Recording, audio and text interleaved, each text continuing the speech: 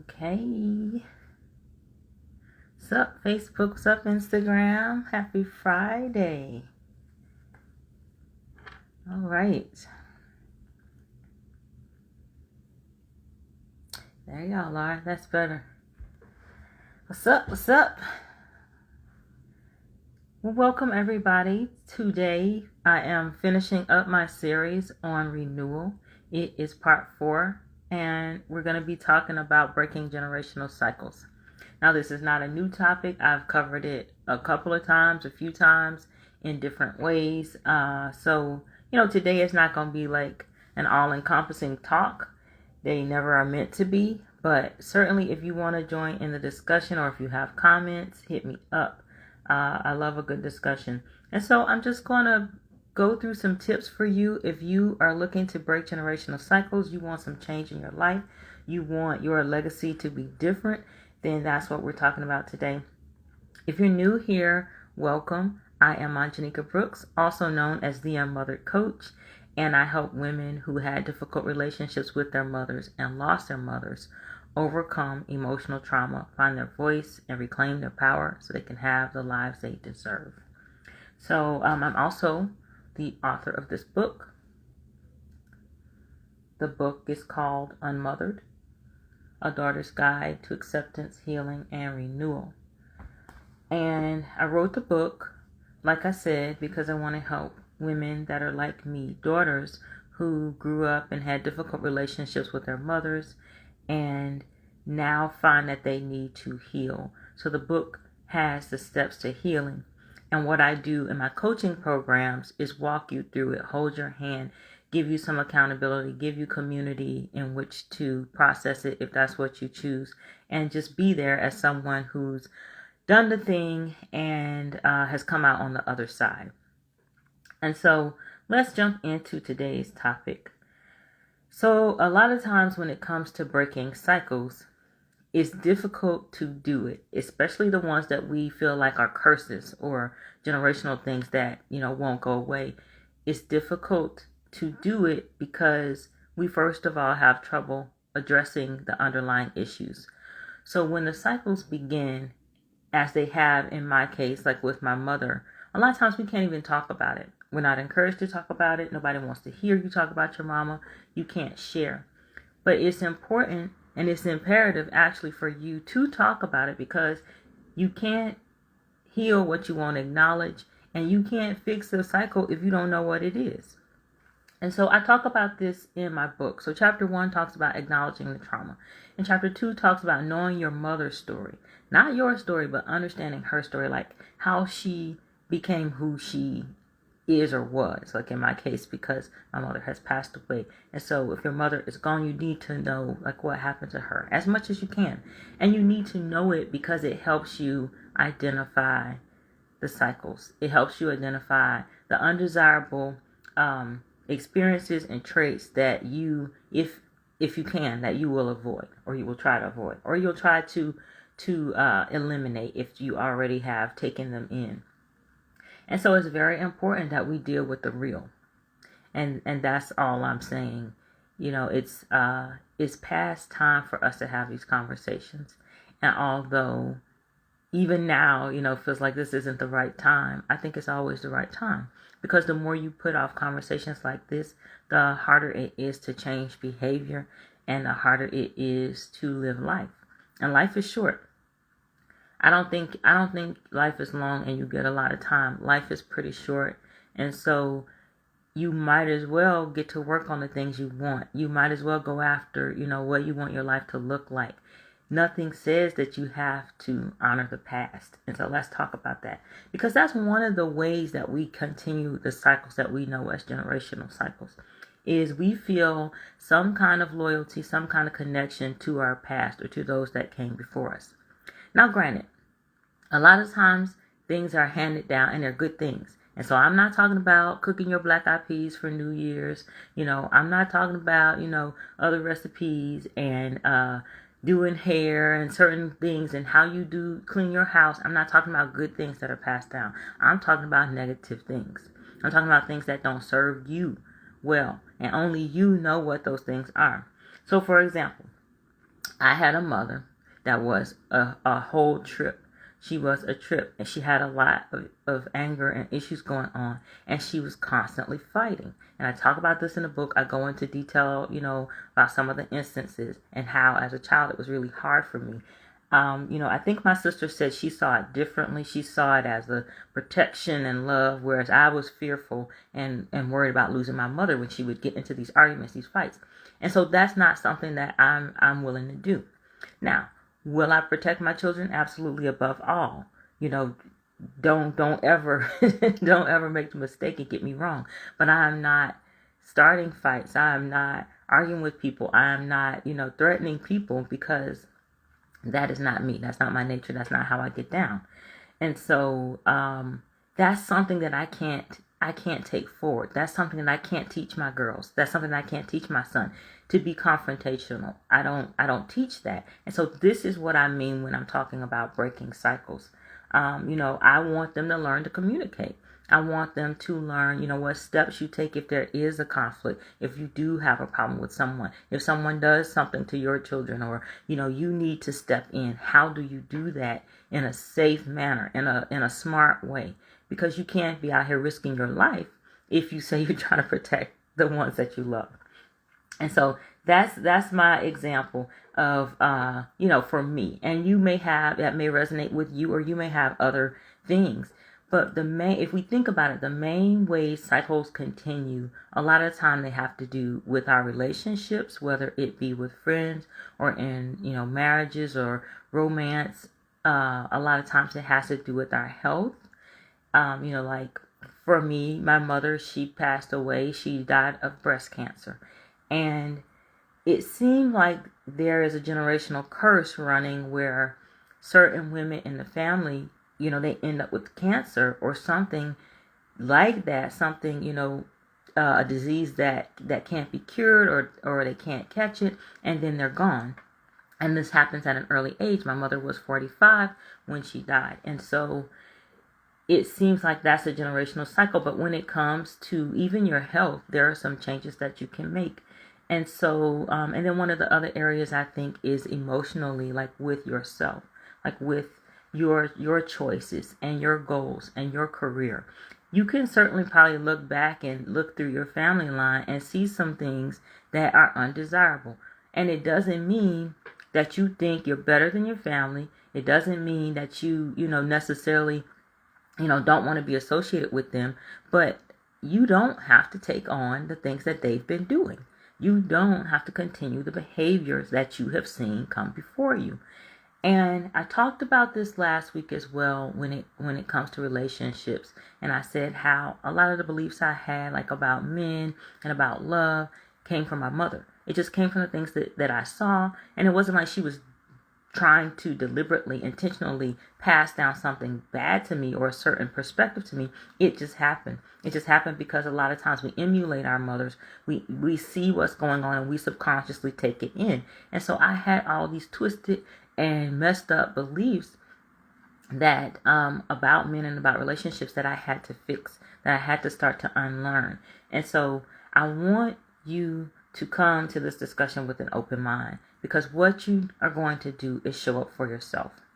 It doesn't mean that you throw the ancestors out and anything that they said out. It just means you need to use your discernment. If something is serving you and working for you, and if it makes common sense to do it, by all means keep doing it. But if it seems like it's crazy, if it looks like it's a little bit off, if it looks like it's been costing people something, the ones that came before you, and not quite working out like they thought it would, then that's something that you might want to reconsider.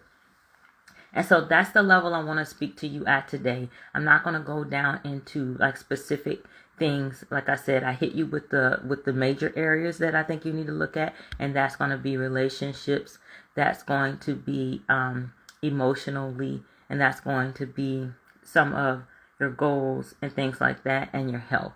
So these are some areas that I think you can identify if there are cycles that you've seen repeating. And go back, check your history, know your mother's story, understand who she was, how she became that, and changes you might want to make. And so the first thing you need to do to break cycles is identify the harmful behavior. And so we just went through those areas. Look at the health, look at the goals, look at the emotional part, look at the relationships, and see what if you need to make changes. And then the second thing you need to do if you want to break cycles is be curious about other ways to do things, about what's out there that can be different. So don't just feel like, well, the ancestors are watching me, or my mama would be proud of me if I did this just like she did. Don't address it like that. Look at science when it comes to health and things that can help us so that we don't, end up susceptible or more at risk for cancer or for heart disease or high blood pressure and things like that may run in our families. Look at what's out there. Don't just eat what you were eating just because that's what they were eating. And I understand there is emotional connection to that. There is history in that. I get it. But maybe there's a different way to make the dish. I'll give you an example. Like with candied yams. Candied yams are some of my favorite things. I have not stopped eating them. However, I have a child that does not like the candied yams. I don't know what it is she doesn't like about it. But we found that she loves sweet potato casserole. And I don't know that it's that much healthier, but it's different. I did not grow up eating no sweet potato casserole. And it's delicious. It's sweet potatoes. You cut them up like you would yams. That's one way of making them, or you can boil them. And then you put we put maple syrup in ours. You can use honey, butter, and then they have a layer of marshmallows on top, and you put them back in the oven and bake the marshmallows on, and it is really good. But it is something that's different. Now, I'm not going to say that it's healthier. I do feel like there's less sugar, and obviously we're using maple syrup, and that's better than white sugar. But I'm just giving you an example. So that's something like you can begin to look at what other things are out there. I still make collard greens, but I don't make them with ham hocks and pig feet and stuff like that in it because I don't eat pork. And so there are some things that you can do, and it may improve your health, and then you're not looking at as many other risks. And so that's what I mean when I say be curious about what's out there. And the same thing with relationships. There's data, there are books, there are people that can help you. There's all kinds of experts out there, and be choosy. Be choosy when you go to find your information. And think about this, like when it comes to marriage. Do you absolutely want to be married? Maybe that's something that's always been in your history or, in the past. But you've seen that the marriages haven't been good, or the marriages haven't been for love. Like my mama told me, you don't always marry for love. And so that's something that I didn't know. I did not know that people don't always marry for love. They marry for other reasons. They marry for security, for class, for status, for, to not be lonely, but, not necessarily in love. And so you have to decide, is that going to be something that's for me? Am I just going to try to find somebody and be with somebody just because that's what other people do? And then vice versa. Are you going to be someone that wants to be married? Do you want that kind of situation before you start a family? So you got to think and look around you and see what's out there. All right, so after you are curious and you are looking for new ways, then you have to have the courage to make the changes. You have to have the courage to make the changes. And this is where we can waver a lot of the time. Sometimes we don't have the courage to make the changes because we have a lot of haters out there, and a lot of them are in your family. And when they are in your business and they know what you're doing, they can be very discouraging. It's just like when you share too much with people sometimes. Like you have a vision, you have a dream, you have a goal, and you tell the wrong people. Sometimes it's your family. And then the family is all about family traditions a lot of the time. And they don't necessarily check whether they're good traditions or bad traditions. And so if you have people in your ear or people that seem like, they're weighing in on your decisions, then I would advise you to keep some things to yourself. I would advise you to move, kind of stealthily so that everybody doesn't know what's going on as you begin to make your changes. You don't have to announce what it is because it can be very difficult to have the courage to even try it if people are telling you it's not going to work, or you're crazy, or this is not how we do it, we've never done this, or, that can be discouraging. And when it comes to making changes, it is hard anyway. Sometimes change is just difficult. And so you have to muster up that extra oomph in order to do it. And so the next thing that you need to do if you want to break cycles is to be flexible. You got to have some stamina, but you also have to be flexible to stay the course, so that once you begin your new things, right? And I'll just use me not eating pork, for example. I'll use that. Like when I first, the way I decided I wasn't going to eat pork anymore wasn't just because they made me clean chitlins when I was a little girl. My God. It wasn't just because of, the things I had to help with growing up. It was like now. I believe I did a fast, and I do spiritual fasts throughout the year. And so I was on probably my third fast of the year, which used to happen for me like around this time. I would fast until Christmas. And so I was on a fast, and I noticed how much better I was feeling. And then there was the fact that I really did not like making the pork and whatever. And so I decided I was going to try it. It was hard. It was hard because my family did not join me. And I'm talking about my immediate family now. I'm not talking about past family. I'm talking about my family in my house, my children, my husband. They did not join me. They do not join me on the journey. I just made bacon last night for them. But I don't eat it. And so to have the stamina, to do that and to be consistent is difficult. So in my consistency, I thought, okay, maybe I'm going to start with just cutting out certain things. And I started with pork chops. So I started cutting out different types of pork until I finally got to where all of it was gone. And my family supports me in that. And families aren't always supportive, like I talked about, when it's the larger family. But the immediate family, I was able to tell them, this is why it's important to me. It's a spiritual thing as well as something for my health. And this is what I want to do. And it's difficult. But, I have not fallen off since I said no. I've never fallen off. But I have to, my mindset, last night I had to be really strong because something was telling me to eat the bacon. And I was making bacon and grits because I have my little one, my youngest. He's not little, he's 17. But he's sick. So I was making some comfort food. And something was saying, eat the bacon. But you have to be conscious and aware and have stamina when it comes to making those changes, because they're not always easy. All right. And so then the sixth thing you want to do is understand that the changes you make right now, the generational cycles you break right now, are not just for you. Yes, I want to live. I do not want to fall risk to breast cancer, like what happened to my mother and some of the women in our family before us, where they're, dying young and not getting to even see their children grow up. I don't want that to happen to me. And I know I don't control my fate. I know that that's in God's hands. But as much as it depends on me, it is my job to take care of myself. It is my job to make sure I am here so that the legacy goes forward. And I have to teach. And so think of it that way. If nothing else, think about breaking cycles like I'm teaching. I'm teaching the generation that's coming. And if you have children, then you know what I mean. They're here. Right? And so you everything that worked in the past, or everything we did in the past, does not work for these children right now. This generation is different, and if you have children spread out, these generations are different. I'm Gen X, and so I have Gen Z children, and they are a handful. So they are different. They require different things. So you might as well open up and understand that they're going to teach you just as much as you have to teach them. And then you're going to begin to put your changes in place so that the generation learns, this generation that you're raising learns, and then that they can take it forward. And that is how you change a bloodline. And that is how you change and affect your legacy. You don't change it by keeping the bad things in place just because you're trying to honor the past or just because you want to honor the ancestors.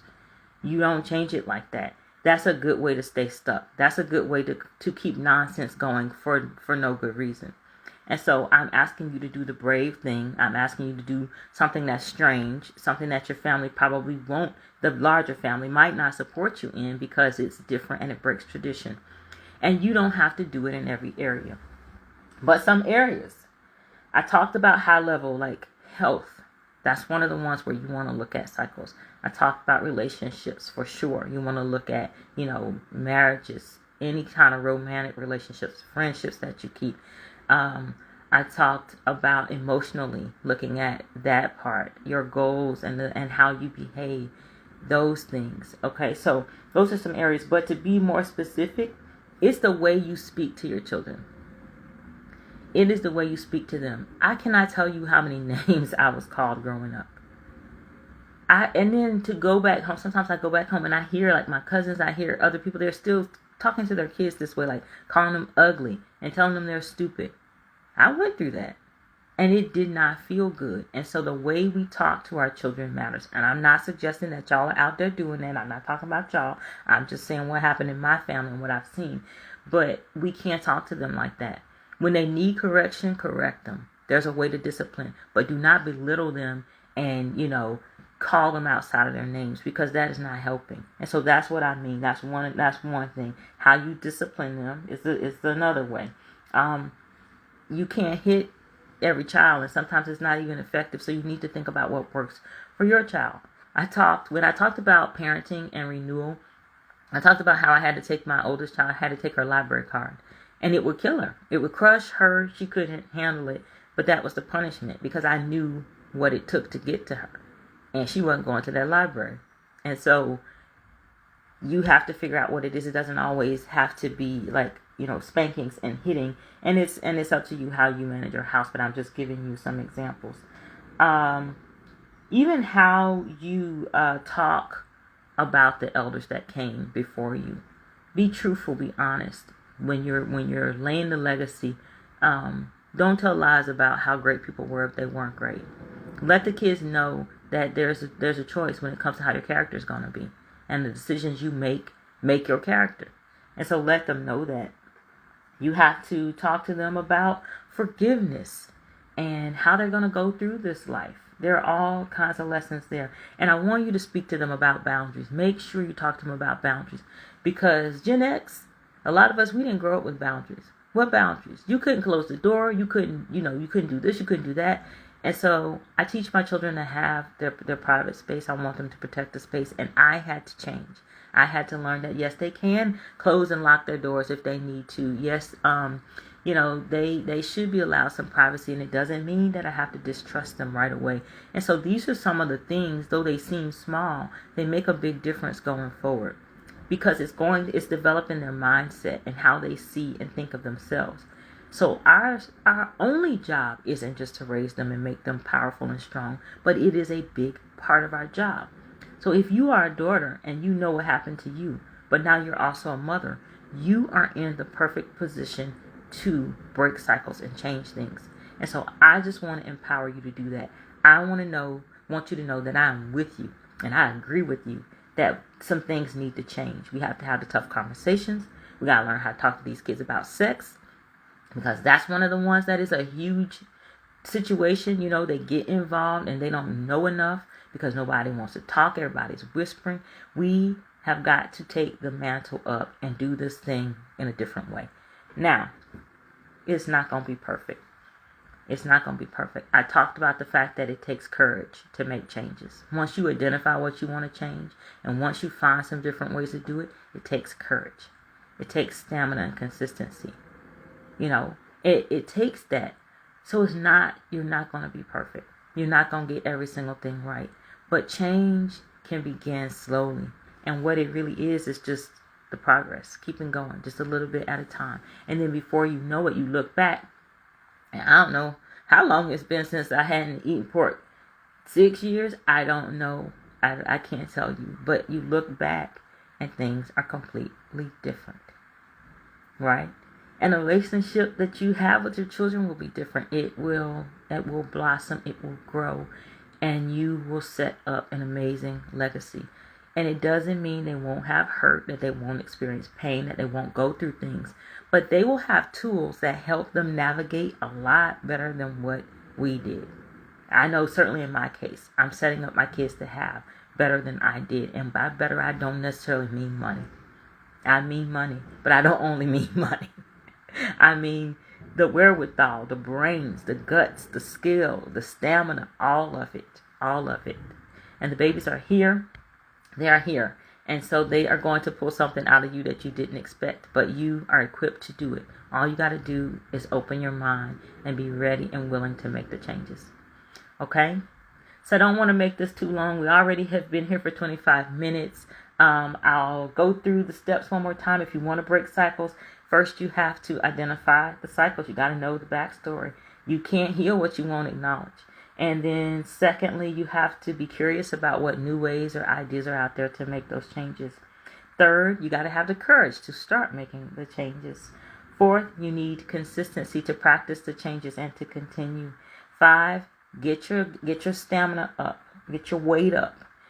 Be flexible so that you can adjust and stay on course. And 6, have the foresight to know that you are a teacher, you are a leader, you are the first teacher and the first leader that they're going to see, and they are your legacy. Okay, so that's why this is important. That's why it matters. Certainly take the good from the ancestors and from the family or from the past, but do not take the negative forward. It's time to do something new. Okay? All right, y'all.